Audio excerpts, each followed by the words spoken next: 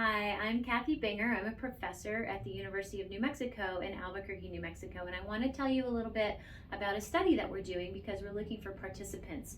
I'm a speech language pathologist, and the work that we do focuses on building language skills for children who have a hard time talking.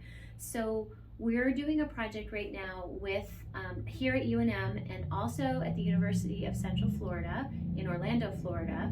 And we're recruiting children who are ages 3 and 4 who have relatively good understanding of language. So when people talk to them, they understand what they're saying, but they have a really hard time talking and are very hard to understand. Or they may have very little speech at all. So they could have things like cerebral palsy or something called childhood apraxia of speech. They may have an unrepaired cleft or a partially repaired cleft palate. They may have any number of syndromes, including something called velocardiofacial syndrome or DeGeorge syndrome. They also may not have a diagnosis yet, so that's very common in children who are 3 and 4.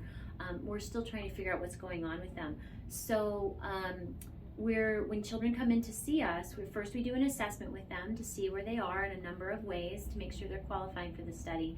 And then they get randomized to one of two groups. They either go into an immediate intervention group or a monitoring group where they then receive intervention starting a few months later. All of the families who participate receive an iPad with a communication app because that's the way that we're working with these children to help fill in the gap between what they understand and what they're actually able to say.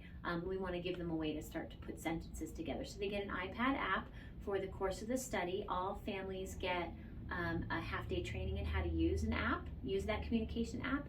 They also get a $20 gift card every time they come in to visit us. So if you have any questions or you're interested in our study, please get in touch with us. Thanks.